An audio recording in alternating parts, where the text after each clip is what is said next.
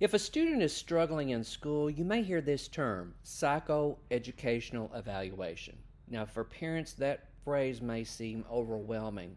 And for teachers, it can feel like this complex process that's happening outside of daily instruction. And you may be wondering, what exactly is being tested? How long is this process going to take? What am I going to learn about the student and about my child? And how is this going to impact instruction and support? In this video, I'm going to walk you through exactly what happens during a psychoeducational evaluation, step by step, so both parents and educators can understand how this process leads to better support for parents. Hi, and welcome Beyond the IEP with Dr. D. I'm an educational diagnostician and a former special education professor of 38 years.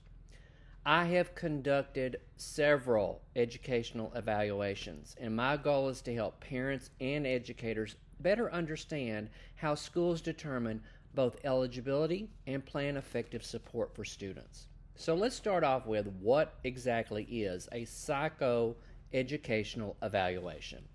Well, a psychoeducational evaluation is a very comprehensive assessment. It's a process that's used to understand how a student learns and why there may be difficulties causing that student to have challenges in learning. It combines two things. It combines psychological data, and by that I mean how the brain processes information. And it also looks at educational data. That would be how the student performs academically in all the different subject areas, especially reading, math, and writing. Now, for parents, this evaluation is going to help answer, why is my child struggling? And are they even trying? Now, for teachers, it's going to help you understand whether the student is responding to instruction or intervention. And it's going to provide insight into where the issue is instructional, whether it's skill-based, or it's related to an underlying processing difference. Another part of that psychoeducational evaluation is parental consent and referral. The evaluation always begins with a referral, usually after interventions have been tried in the general education classroom and they have not been successful. And before schools can do any testing with the students, they must obtain written parental consent. Now, for parents, this is a very key decision point. You have the right to ask questions and understand exactly what will be tested, and you have the right to request a full evaluation. Your consent officially starts the evaluation timeline or the time clock. Now, for teachers, this stage reflects the classroom interventions that have been documented, data has been collected, and that we know now that additional supports are needed beyond Tier 1 or Tier 2. And really important here is strong documentation will help strengthen this entire evaluation. So teachers, so important that your documentation is included. The next step is what we call a review of existing data. The team conducts a review of existing data. Now, this includes looking at report cards, previous intervention data, work samples, teacher observation reports, attendance, and behavior.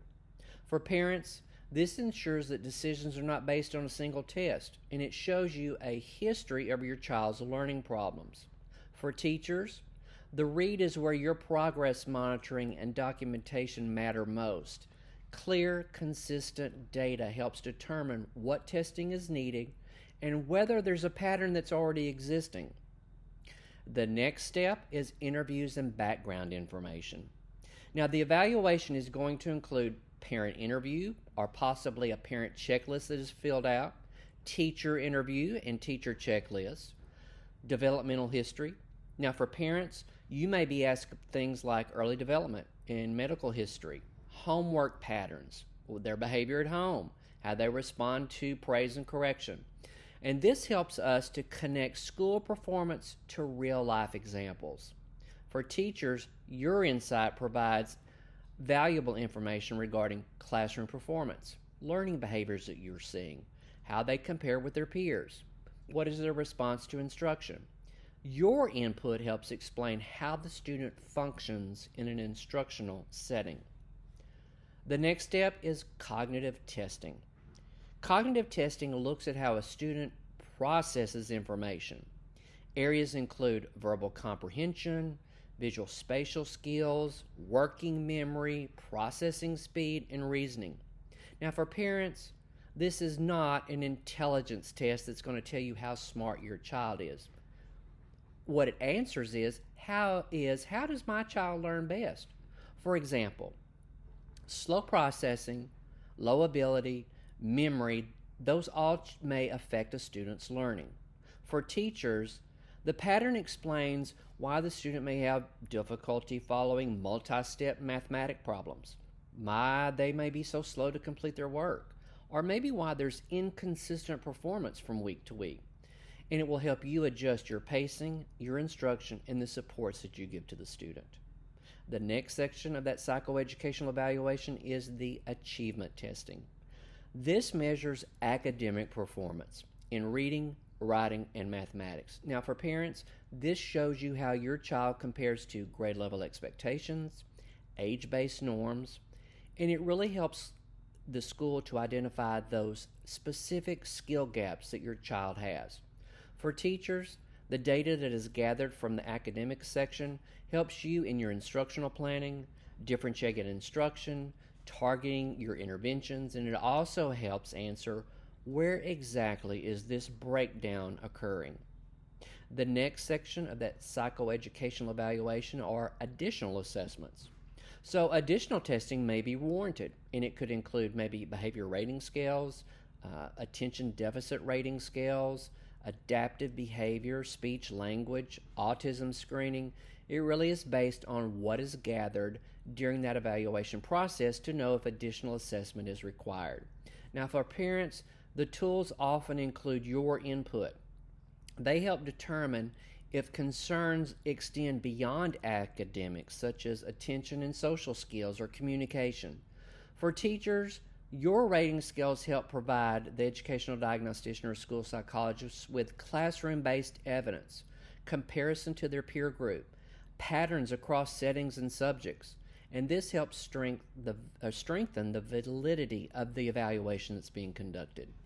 The next section are observations. Observations include observing the student in their classroom.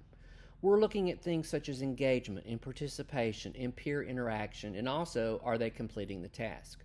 For parents, this ensures that the evaluation reflects real classroom behavior, not just test results.